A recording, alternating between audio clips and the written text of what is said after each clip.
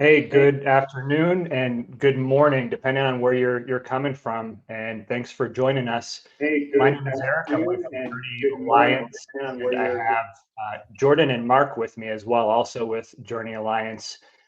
Just quick call out, Jordan is actually the one that puts all of this together. So some of you have actually seen the report related to this particular event for building a valuable business. But if you haven't seen it, please reach out to her on LinkedIn, or of course, we'll give you an opportunity to get to it after this event as well.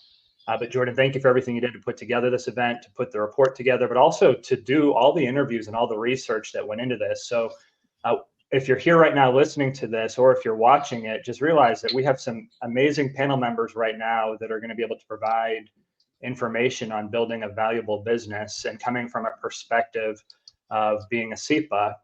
And they'll explain maybe a little bit more of what that has to mean. But aside from these panel members, Jordan has gone through and researched with a number of others to provide the information prepared in the report. So Jordan, thanks again. Mark is also here with me. Mark and I are the founders and partners for Journey Alliance. And this event isn't about us, but if you want to check us out, feel free to go to our website. You can follow the link there as well. So without further ado, let's go ahead and jump into why everybody's actually here today. And we're going to talk about building a valuable business. I want to give each one of the panel members just a minute or two just to introduce themselves, tell us a little bit about you, your business, that quick snapshot, and we'll go around the room, and then we'll go ahead and jump right in from there. Ashley, you're on the top of my screen, so if you don't mind, if you could just lead us off and tell us a little bit about yourself and get us your quick intro. Thanks a lot. Hello, everyone. My name is Ashley Madden. I'm located in Greensboro, North Carolina. You may be able to hear a little bit of twang in my accent. I am the director of financial planning for a family office firm called Hutchinson Family Offices. And we're what's known as a multifamily office firm.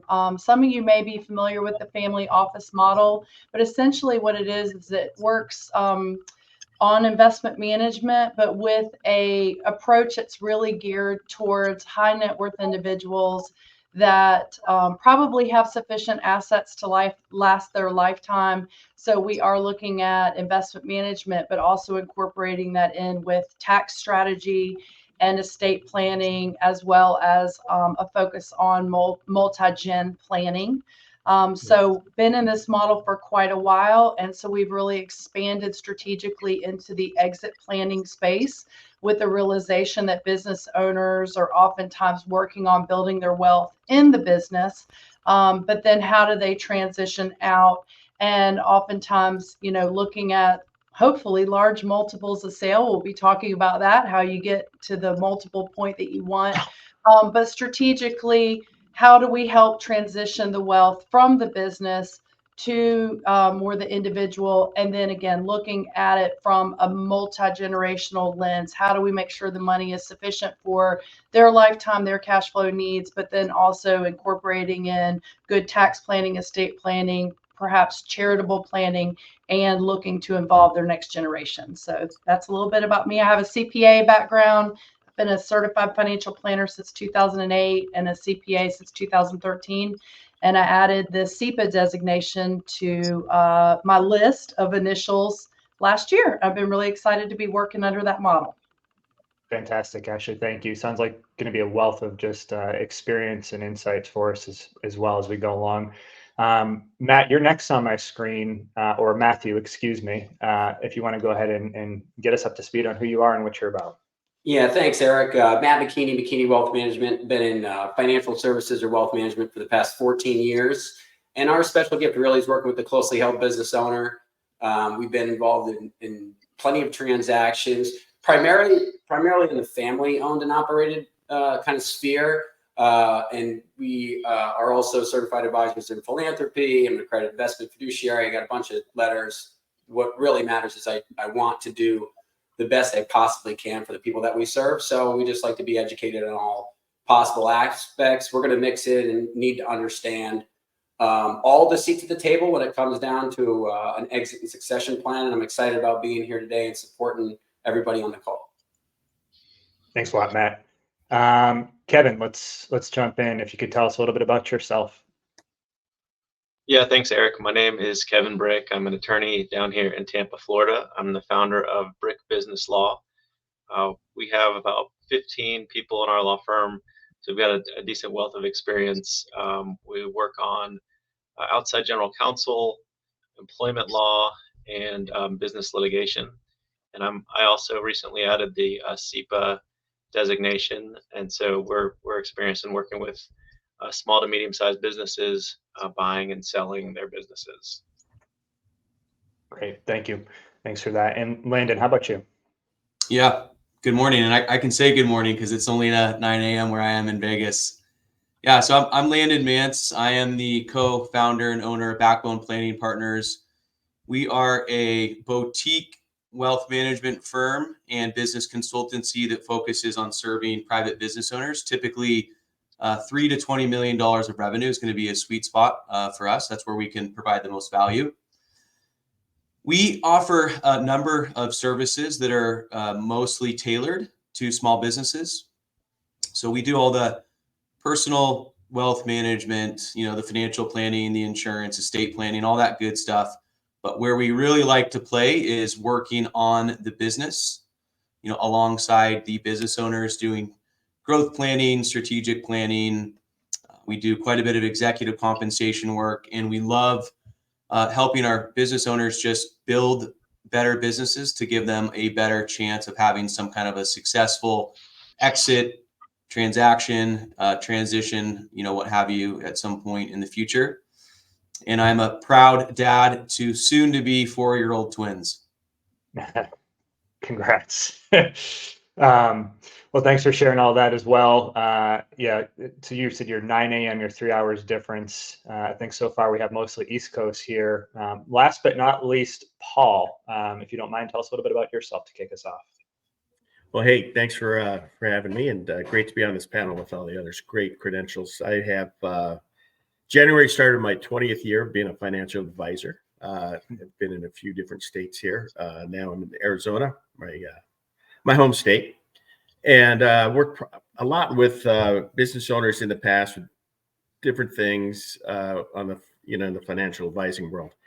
And back in 2016, it was interesting. I got a call from 2 different business owners about 3 months apart, said, "Hey, come meet the new owners of my business." So that got me on track to take a look at the Certified Exit Planning Advisor curriculum with the Exit Planning Institute. I met Scott and Chris Snyder at the beginning of 2017. By August of 2017, I had my CEPA. I've been doing that ever since.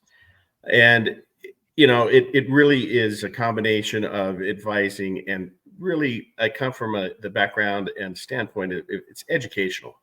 Everything I do is trying to work with the owners who know at some time they have to leave their business. I mean, it's just inevitable. It's one of the things that is a certainty in life. How they leave it is where we come in. Everyone on this panel is going to help every business owner achieve what they want to do. And, value maximization comes in a lot of different avenues, different ways to do it. And the CEPA is a perfect person to help manage that process. So I'm looking forward to hearing what everyone else has to say, and let's get going. Yeah, Paul, thanks for that. Yeah.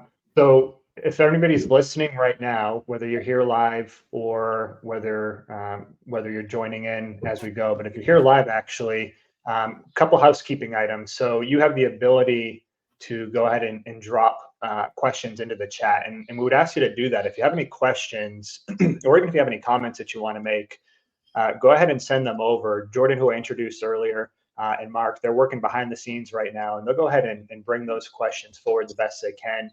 Depending on what types of questions or how many questions we get, we may not get to all of them. So if we don't, we apologize, but we'll find a way to get some of or all of these panel members to provide a follow-up for you with those questions. But if you do have a question, just realize that if you're listening right now and that question's coming to you, it's probably coming to other people as well. So know that you're not just asking it for yourself, you're probably asking it for someone else who might not be typing it in. So please ask your questions. You have an amazing panel here that can answer your questions. Now, we are going to go ahead and use some questions that we've gathered ahead of time as well and planned out ahead of time. And we'll go ahead and move through those as we go. But if any of those spur you to thinking about something additional, again, please just plug it in for us. So I want to go ahead and jump in with the first question that we have to kick us off. And if you've joined us now, or if you're listening to this recording, and you're thinking about building a valuable business, and now you hear us talking about exit and CEPA, just realize as you listen to this, you may not have considered exit as you thought about building a valuable business. But I would just encourage you to hear out everything that everybody has to say here. Having owned some businesses myself previously, aside from Journey, what we're here to learn today is extremely relevant, even if you're not thinking right now in this moment of a transition. In fact, I would say it's even more important if you're right now in this moment not thinking about a transition. Let's kick off. Ashley, I'm going to go to you first with why would I care about exit? If I'm not ready to exit, why would I even care about an exit right now? So I think that owners think that there's like you're in your business and then there's the exit, and that this is sort of like a flip the switch thing. And I encourage owners to think about exit planning strategy as just good business sense. That the work that we do using the value acceleration methodology helps you to examine your processes, your people, thinking about all those of us in the CEPA world know that we talk about, the ugly baby. So thinking about your business the way that someone might see it from the outside. You think your baby is beautiful, but how do other people see it? So looking at things that I tell the owner, the things that you look at as part of exit planning are things that just help you to have a better business, making sure that you have the right people in the right seats, the right procedures in place. Are they identifiable? Are they quantify? Can you quantify them? Are they measurable? And then looking at doing that regularly. And by doing those things, and also financials, I'm a CPA, so I'm, always stressing having clean balance sheet, cleaning up loans, things like this that are good for selling your business they just make good business sense.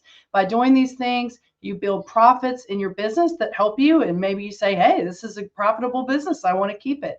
Or maybe you decide you want to sell, but you're better positioned for the sale and hopefully the sale that you want.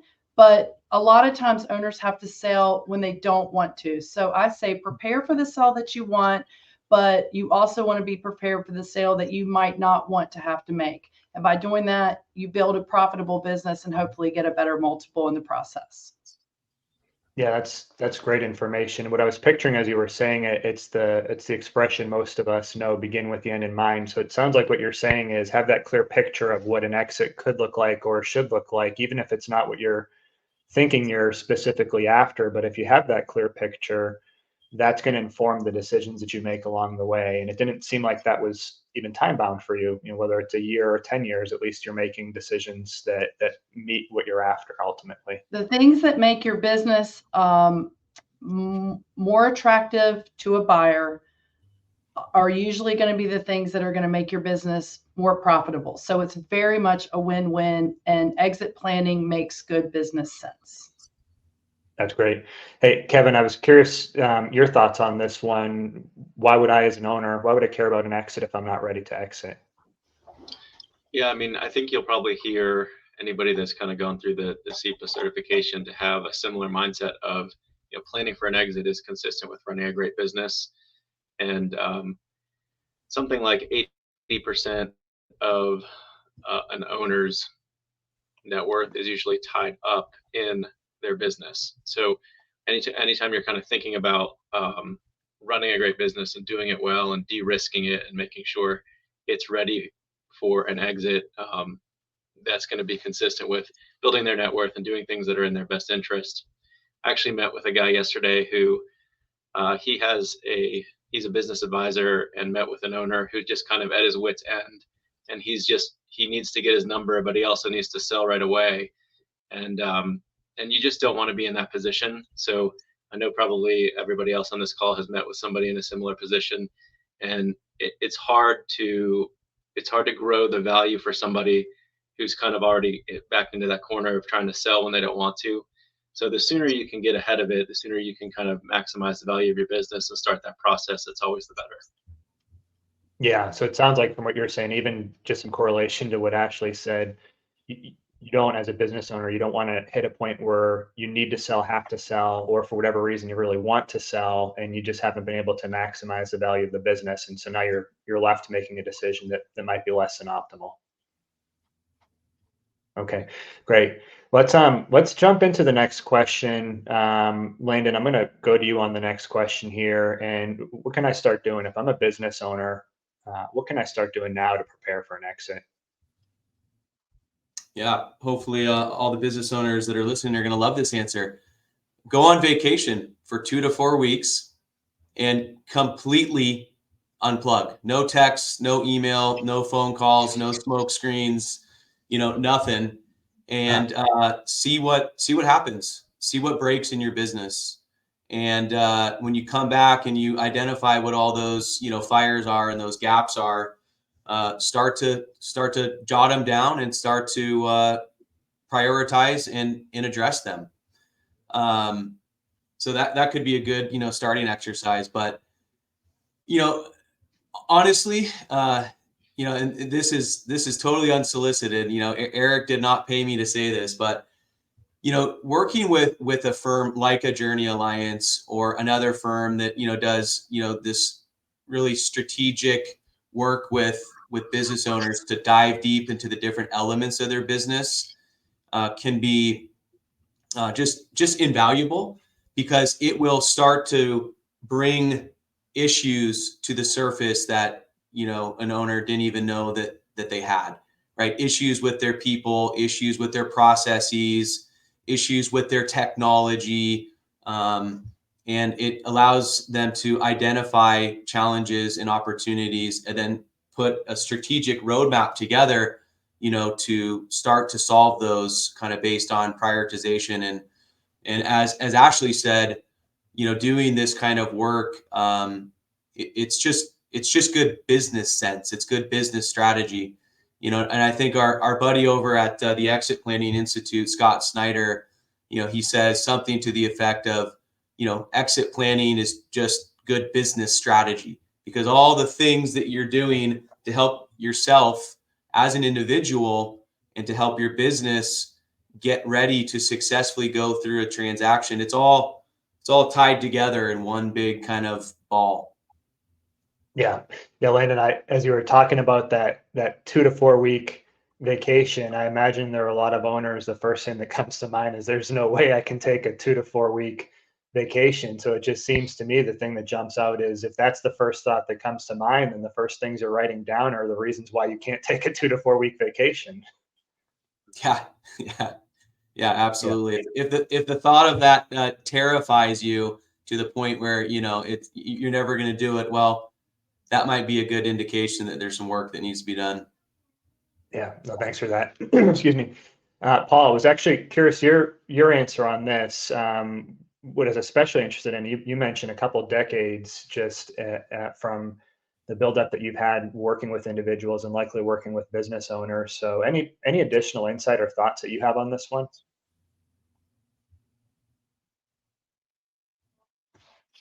Oh. Hey, Paul, we can't hear you.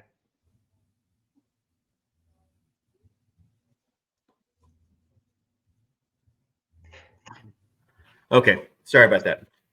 Yeah, to prepare for the exit is one is time consuming. The business owner already does enough in their business. Just even that example of taking that 2 week vacation, you're going to come back to more than just a few emails that you got to clear up.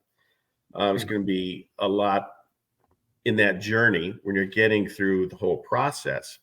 And then when you have business partners that are equal in value to the business, and each one having their specialties, if one gets taken out for whatever reason and can't work or doesn't want to work, or the disillusionment between the partners, it's the reasons are long. We could take up a whole 2 or 3 hour discussion on all the reasons to prepare for the exit. And I think that the biggest one that I run across is, it's already been mentioned, I believe it's by Kevin, in that your retirement is built into the sale of the business. And you ask the business owner how much on a percentage basis of your retirement needs from a financial standpoint, what's that number? Is it 80%? Is it 90% that's coming from the sale proceeds?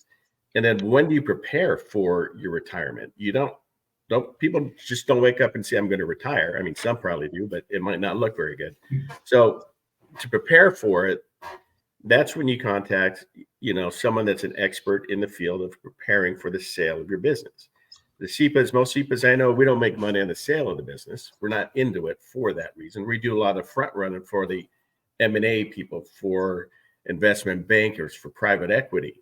They still have to do their due diligence, but even getting to that point and being prepared for that final phase of the sale is so important to do now, as opposed to just kind of winging it at the end. Yeah. And you actually just indirectly hit on something that I think is pretty interesting. And please correct me if I have the wrong understanding, but with the work that you do, and depending on, anybody else on this panel, the value that you're hoping to help a business owner create and helping them to unlock, that's an opportunity to support them once they unlock that value. So your interests seem pretty aligned. I mean, the better you can help them prepare for an exit of a business, then the more you can support them on the other side. Absolutely. And that leads right into the, what are you going to do after as a business owner? Everyone thinks that it's just about the amount of money that you can get from the sale of your business.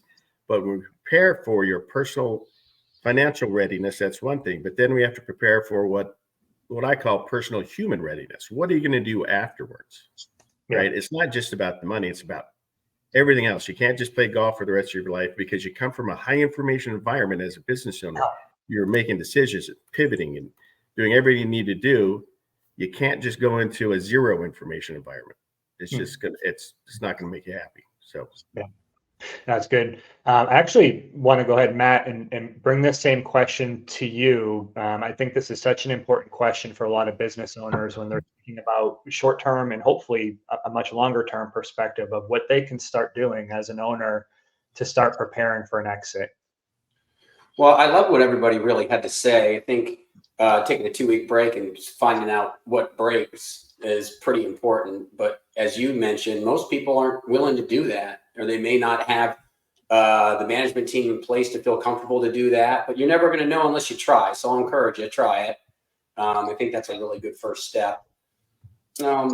Everybody keeps talking about, hey, look, exit planning is just good business strategy. I think we just call it business strategy because when people think about exit, people don't want to plan for it.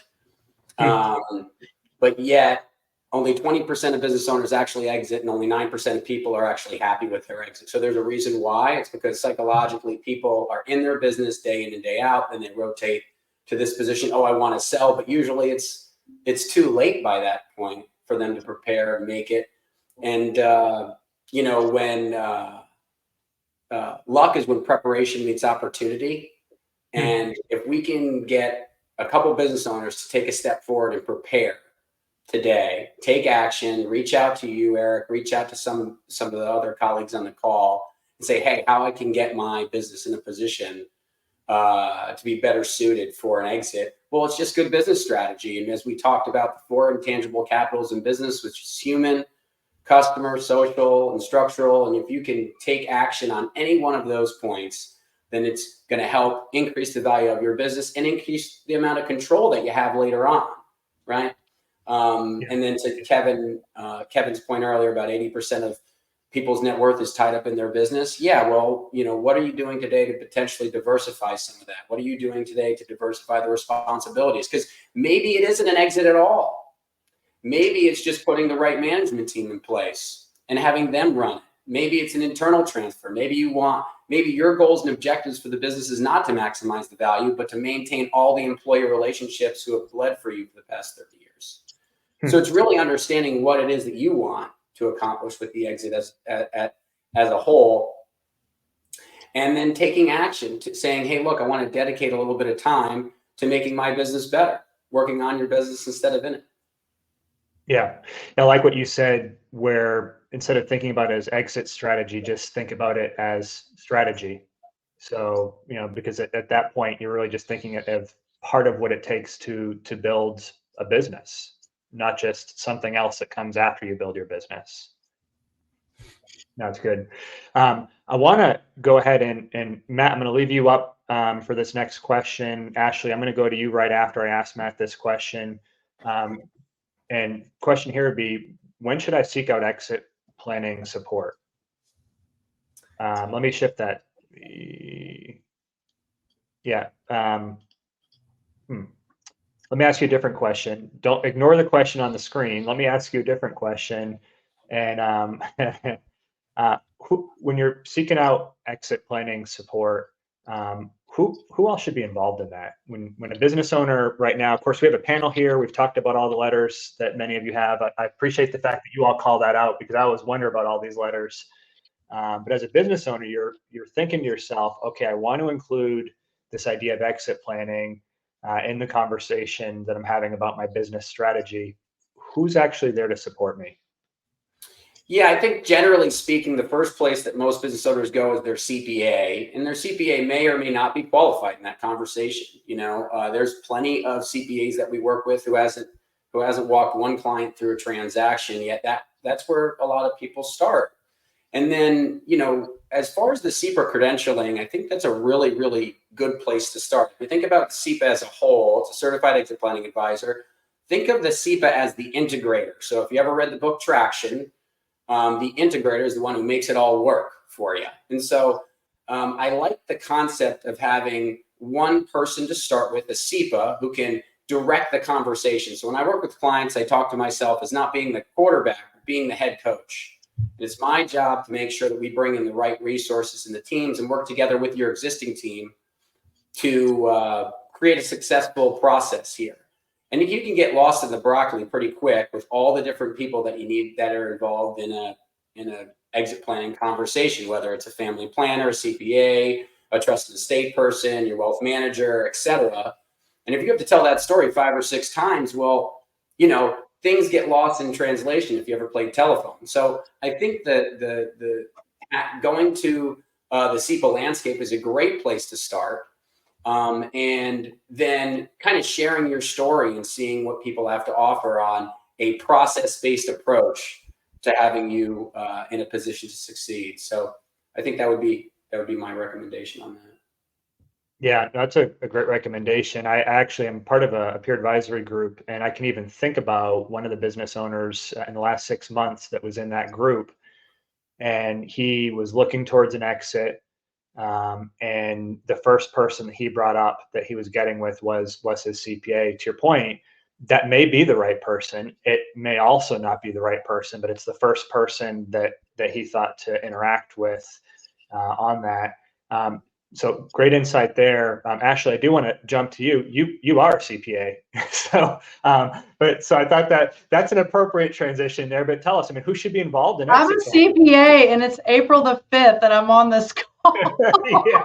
Yeah, that's crazy. It's a very busy time of year. And actually I'm working on several business wind downs and selling of business real estate and things like that. So yes, I will say that the CPA is important.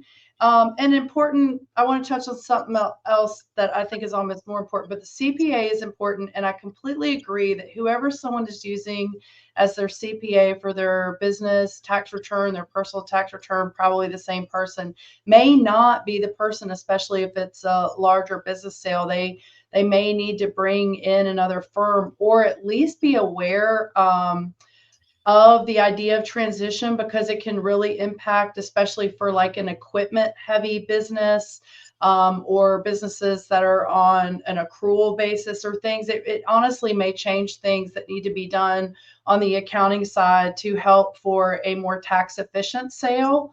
And also for the financials to look optimal to the buyer. And you want to get the input on things like asset sale versus stock sale. So there's a lot there for the CPA. But I want to change the angle a little bit to the more personal side, which we all know is a big part of this, and say, talk to your loved one, whether it's a spouse or a partner, someone that's probably going to be going through this transition with you on an emotional level, and also on a strategy sort of goal planning level. And then also there's always a challenge of when do you start to talk to employees or management teams. So usually when I'm working with an owner, I'm asking, what sort of buyer they're looking to identify, especially if it's a buyer internally, like, do we need to go ahead and start talking to those people? If it's an outside buyer, then, sometimes the owners are hesitant to say anything. But in my experience, getting management involved and having them buy into the idea of transitioning being good for everyone is usually pretty productive. So I think it's important to at least have the conversation about when to get those key parties involved as well. Yeah, I think that's fantastic insight on, of course, those that are close to the owner on a personal level, like you mentioned, but then even just adding that nuance, which is so critical related to management team or employees. There's so much complexity there, but to your point, it's something at some point that does need to be addressed. So understanding when the right time is to involve them as well. Appreciate the insight there. So I want to move now to the attorney in our mix. But Kevin, same question for you. Who should be involved in exit planning, and just your perspective on that as well?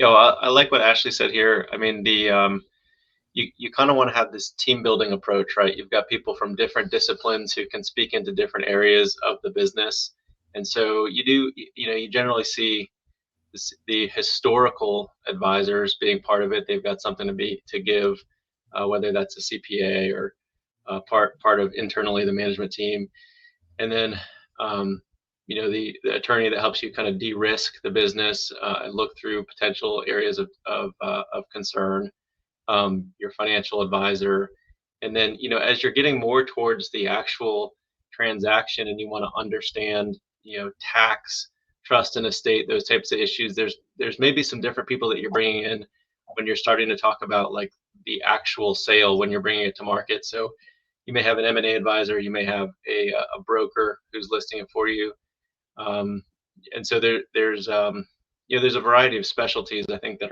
are part of each business transaction, and so I guess I would think of it as sort of a two-step approach. You've got kind of the people that are helping you build up the business internally as kind of this value acceleration process happens, helping you prepare personally and do those things. And then as you're kind of switching gears to actually bringing it to market and the transaction, you may have some other people that you're bringing into the fold at that time. Yeah. It sounds like kind of from what you're sharing, Ashley, just picking up on some of what you shared as well. And it brings me all the way back, Matt, to what you shared is, depending on the business, I mean, there could be a team of people that are supporting in some capacity this exit process, and having whoever that person or the right people are that are highly trusted and critical in advising through that process sounds important. Because even as I listen to you, Kevin, I'm thinking through all these different people that are involved. I would think to myself as an owner, that's a whole lot of people for me to try to juggle. It just made that whole exit process pretty complicated. And I guess that's where the CEPA designation, but also that trusted advisor really comes into play as well. I appreciate the insight there, Kevin. Landon, I'm going to jump to you on this next question. Paul, just as a heads up, I'm going to move to you afterwards if there's anything else that you're going to consider here as well. But Landon, I'm not going to give you any time to think about it right now. Go. Now, what can I do to improve the value of my business for sale ahead of time? What types of things can I be doing? Yeah. Earlier I mentioned, doing strategic planning type work. I think that can be a really great place to start, because there's a formula there. There's a game plan there to systematically address important elements,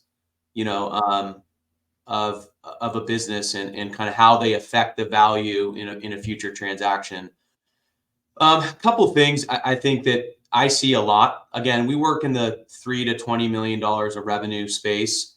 So a lot of these businesses are led by a single owner. Generally, they're the founder of the business. And a vast majority of the ongoing success of that business lays on the shoulders of that owner, right? They probably wear hats and are accountable for, at least one or two really important elements of the business. So if we break down a business and look at like the most foundational kind of pillars of a business, some people may argue, but there's only about three or four. There's operations, there's sales and marketing, and there's finance, and maybe one or two other main pillars. But usually, a business owner is accountable for one to two or three of those, right? And so when an outside interested party comes in and says, hey, I'm really interested in your business. Looks like you built a great, successful business. Can we have a conversation about us buying it? A lot of times owners are, they're elated and yeah, absolutely. Let's explore that. And generally things tend to fall apart because the business it's not transition ready. And a big reason for that is because the business is highly, highly dependent on that owner operator, right? So, thinking about how you want to transition your business years and years and years ahead of time is highly encouraged, because you can start to identify these really important things and then you can start to address and fix them. And owner dependency is usually number one or two, but almost 100% of the time it's in the top three of the most important things to start to look at and ultimately change to give yourself a better chance of having a successful transition of your business in the future. Yeah, no, that's great insight, that dependency on the owner. Journey, we use a tagline, take a real vacation. And I would say the thing that we see with some of our clients, the ones, and they're not even necessarily looking intentionally towards exit, but to the point of what you all said through this conversation so far, they're being intentional about building a valuable business. And at some point, maybe, they exit on their terms. They are taking time away from the business, and they are inherently, to the point of what you just mentioned, Landon, separating themselves as much as they can from those day-to-day decisions and from the accountability that an owner may hold that might actually limit a transaction or the best transaction possible. So great insight there. Paul, I'm going to jump to you. Curious what you have to say on this, and what a business owner can do to improve the value of a business for sale ahead of time. Yeah, great points, Landon. And also, if we look at the process that we start with in the analysis and the assessment of working with business owners, there's two real key ones. One is the business attractiveness. The other is business readiness. Obviously, the names are pretty self-explanatory. How attractive is your business to another person coming in? It goes back to that ugly baby syndrome that Ashley was referring to. And the business readiness is the internal processes that you have in place. And those two are key. And someone else mentioned it earlier. Another thing you need to look at to help improve that value maximization are the 4 C's, which are, the capitals. They're intrinsic capitals. And if you're engineering at all, or maybe you remember kinetic energy from some math class, those are things within your business that just have that energy, but it hasn't been released yet. That's the way I look at it. The 4 C's are that they're social, structural, cultural, which is employees, and client or customer based. There's a lot of growth that can happen in there. And Chris and Scott Snyder, they both say that about 80% of the growth of your business, the maximizing the value along the way, comes from those 4 C's, those 4 intangible capitals. So when we look at that, along with the business attractiveness, business readiness, the owner concentration, if there's client concentration where you have one client that makes up 50 to 60% of your business, that is something that we need to look at, because that will devalue your company. When you have key employees that, man, if you don't have them in the game with you, then that could be a problem. So and even suppliers, if you depend on some kind of supplier that for 80, 90%, 50% of whatever it is, if you're actually building something, or if it's software, if something happens to that supplier. So the list is long about what you can do to prepare ahead to, before the sale, and that's value maximization, and that's what CEPAs do. Yeah, no, I appreciate the insight there. You mentioned before we jump even to this next question here, but you mentioned some tools or assessments, if I've got it right, business attractiveness, business readiness that you mentioned as well. And is Yeah. that something that you or there might even be other CEPAs are able to use to kind of size up and provide some value in terms of what a business owner needs to be working on? Absolutely. And the four business assessments are business readiness, business attractiveness, and then the two personal ones, which I mentioned earlier, personal financial readiness and personal, it's called life after, or I call it personal human readiness. Those are four intense, takes about 90 days just to do the assessment. And that will give an overall picture of all the strategies which need to be improved. Then you start picking them off one at a time. And that's the 2-year process, 3-year process that has to happen to really get your business value maximized. Fantastic. Thank you. Yeah, we did have another question. So this just came from somebody that's joining us live. Lindsay, thanks for the question. Your question was, do metrics change for an internal transfer compared to an outside sale to consider? So it sounds like, or Lindsay, excuse me, what you're asking is if you're selling it internally to maybe to employees or family or whatever it may be, compared to an outside sale, and do the metrics change? Paul, curious your thoughts on this, and then I'll go ahead and jump to somebody else. Ashley, if you don't mind, I'd love to jump to you after Paul answers this as well. Yeah, and little side note here, Lindsay is my niece. She's a twin, and hello, Lindsay. She lives in Colorado, and so yeah, the who you're going to sell to, that you can either go from shuttering the business all the way up to an IPO. There's about 7 things in between, so, and whether it's inside sale, whether it's a management buyout, which employee buyout, whether it's third-party sale, whether it's strategic partner, that's a hard one for me to say. They do represent not only different metrics, but different availability of money to buy the business. In other words, you can get a better price from going one way or another way. And it's important that the business owners know and understand all of the different ways they can transition out of their business. So great question, Lindsay. Yeah, thanks for that, Paul. Ashley, just curious if anything different, any other perspective on this from you? I would just say I was excited to see this question come in. Thank you, Lindsay. I do think it matters. I think sometimes there is that there's maybe more emotional reasons, legacy reasons that owners want to keep the business in the family. I think it's great if it can work, but I don't want people to be blinded by wanting to keep it in the family. They really need to think strategically about, especially if there are multiple family members that are kind of in that next generation. I have seen that result into a much more complicated and in the long run less effective sale, unfortunately, with the next generation buying in, especially like I said, if there are multiple siblings and some are buying in and some aren't, and some are buying in but they're not going to be in the day-to-day operations. It's really difficult to make that work. So I think that they need to, again, say the ugly baby thing, look at it as objectively as possible. The other thing with my CPA hat on is you see more installment sales with businesses that are sold internally to family members or to employees.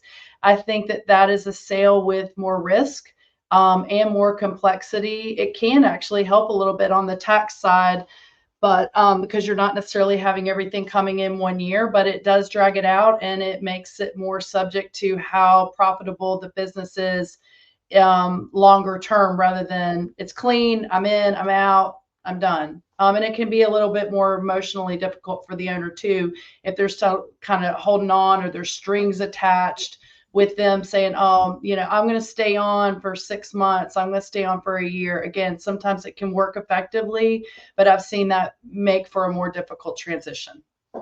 Yeah, no, I appreciate the caution on that. I mean, it was a great question to start, but then just even your caution to say if it is some type of an internal sale, just to really deeply consider, is that really the best move? I just had a brain idea that I should write a book that's called My Glass is Half Empty and just tell like horror stories. I'll tell you what, though, I mean, day. probably not a bad idea, because I know there are a lot of, and you think about just the general population, hopefully some of you that are listening right now, there are a lot of individuals that are thinking about that internal transition. I've personally, not from a family standpoint, but coming to support a transition that went a little sideways through an internal transition as well. So I think we've all maybe experienced that, hopefully not to a complete negative extent. So great caution to bring up there as well. Matt, I'm going to move to you on this next question. And the question is, how do I make sure I have enough for retirement after exit? I mean, pretty broad question, but I think it's a pretty important question as well. Yeah, very broad, very broad. First of all, you need to know what you need. And all right, so most of the folks on this call can provide you with some clarity on, based upon what you have and what you're trying to accomplish financially, both for you, your family. Maybe you have some philanthropic goals and objectives, all those different things. What is the price that you're going to need? And, making sure that, you're setting the terms and conditions. And I think that really goes back to the terms and conditions of what you're trying to accomplish with the business, which kind of goes back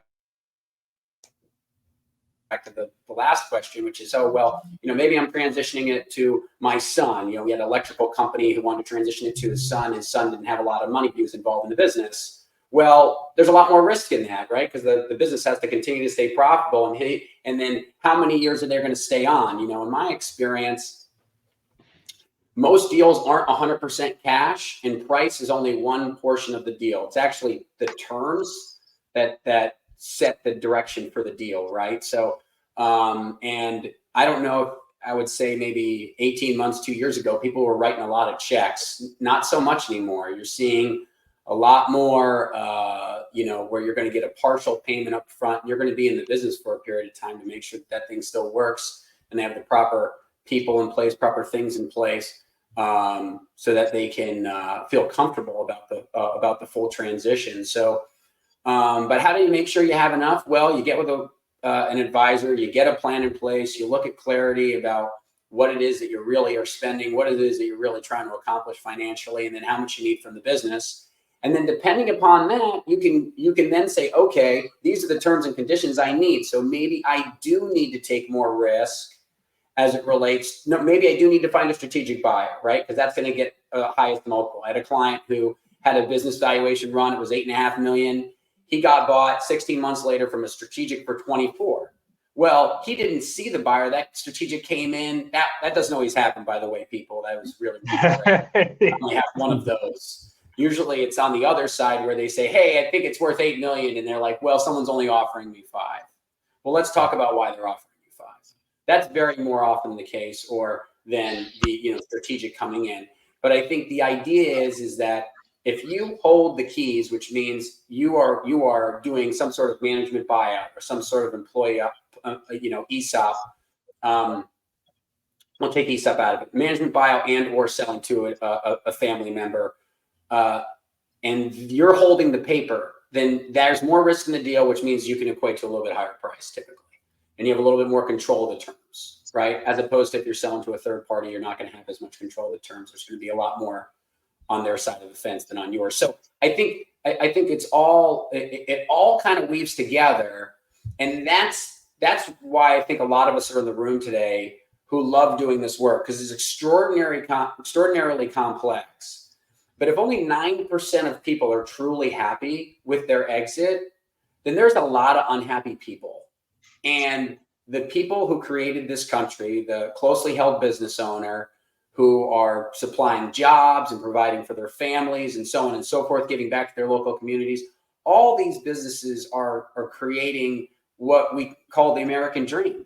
And if each and every one of us on this call could be part of the solution to help these people really have an exit from a position of strength and with options, and not just to transcend the business, but hopefully transcend the values that this business has instilled in their employees over time, then that's a huge win for all of us. And that's a huge win for our community. And that's a huge win for our nation. So it's an exciting avenue of business to be a part of. And I know we're all excited to serve business owners who are trying to figure it out. Yeah. Yeah, Matt, I like what you hit on. I mean, this question, we kind of laughed in the beginning because there's complexity here. And I think sometimes we try to take things and make them as simple as possible, but sometimes oversimplifying isn't necessarily the right move. And what I mean by that is if you're a business owner and you're thinking about an exit, you probably need to be looking at, like you mentioned, the whole picture, personally as well as with the business, but then the factors that tie into that exit. I mean, I know for myself, but probably shouldn't share the story, but it's not like this is to the general public. Oh wait, it is. But no, so the first small business I sold, I remember I got all the way done, and had developed a pretty good relationship with the buyer. And he looked at me at the end and he said, "Hey, I probably would have paid you more for your business." And I said, "What do you mean?" And he's like, "You were so set on the price and the terms were more important to me, but I realized that you weren't going to budge from where you were in this conversation. So I gave you exactly what you wanted, but I probably would have paid you more had you actually had the conversation with me." And so I tell that story to say in a small example, but the broader example, I would say as business owners, and you hit on it, is pay attention to what the advisors around you are sharing as a business owner, because the advisors have been there and done that, recognize there are things you likely aren't thinking about or don't see that are for your benefit. And having the right advisors around you, they're going to see things you're not even thinking about and even know existed. So anyways, I appreciate the insight you brought up on terms. I think that's critical. And even just having an advisor that is looking at that whole picture there as well. I'm going to be sensitive to the time that we have right now. As much as I'd love to ask another question, I want to give every panel member that's here an opportunity just to go ahead and close this out. I know you all gave us that quick intro about who you are and what you do, but please take the opportunity. So if you're a business owner and you are listening to this or watching this right now, consider each one of these people on this panel as a potential resource for you. Jordan's going to kick out a report. It's going to give you some more information on building a valuable business, but you can contact or reach out to hopefully every one of these panel members. You can now because I just said it. So you can contact and reach out to every one of these panel members. Matt, can you kick us off? Just tell us a little bit just from a closing statement and how people can find you and get a hold of you as well.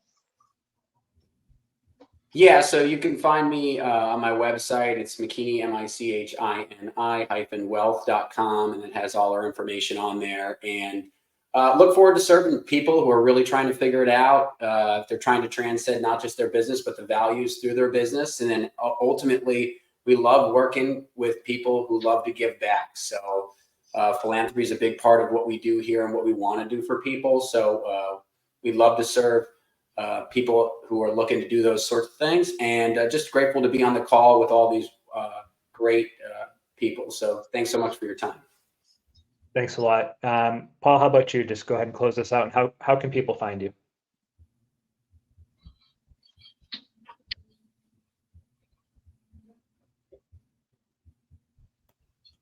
Sorry, there, my mouse got stuck a little bit. So my website is LG Strat. Strat is short for strategies. You can do the long version if you want, Legacy Global Strategies, or just lgstrat.com. And heck, my phone number is 480-770-6115. And my email address is paul@lgstrat.com. And, just in saying that the clients that I work with, I know I said this earlier, they're business owners that at some point they're not going to be leading their business anymore.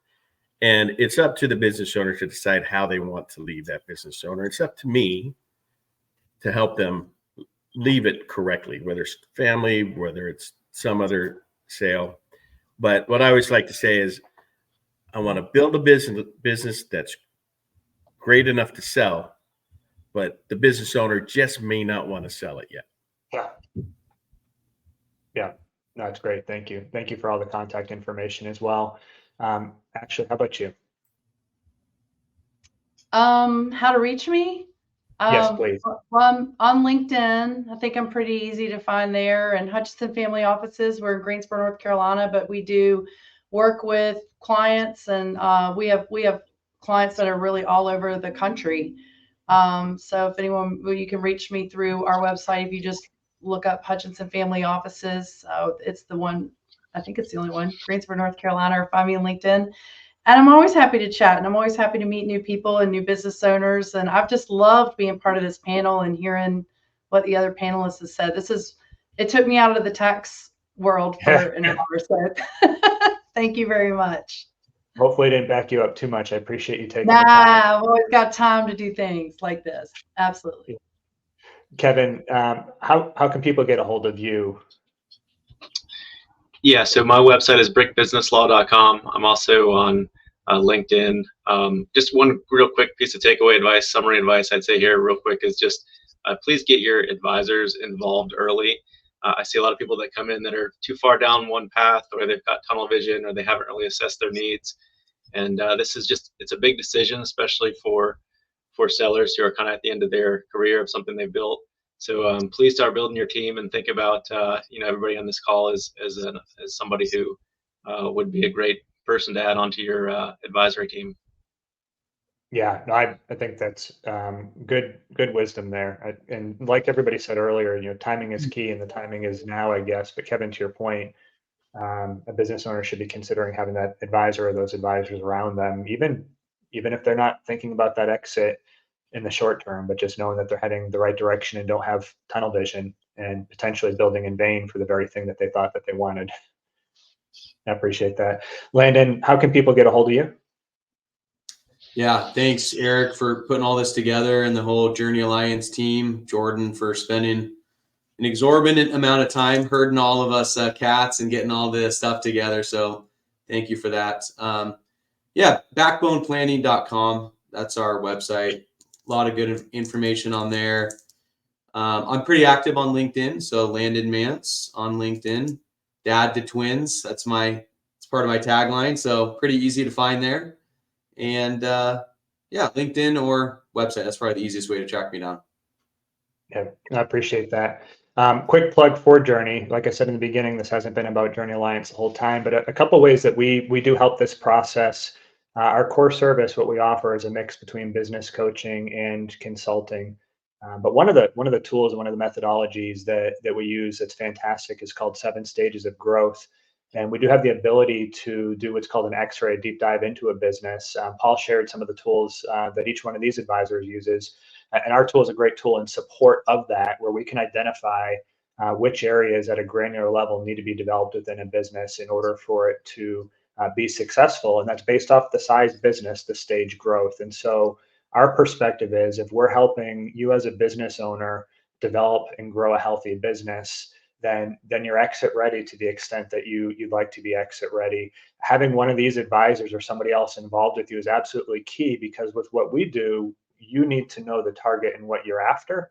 And our support really relies on us supporting you in that process. So feel free to check out our website, journey-alliance.com. Yes, we have that hyphen that everybody says not to do. We ended up with it. And then you can also find me on LinkedIn, fairly active. Jordan's on LinkedIn and Mark's on LinkedIn as well. But thank you for everybody that came here today. Thank you for each one of you as a panel member to take time to share this information with business owners. And thank you for everybody that's been listening or watching, whether you're watching it now live or after the fact as well.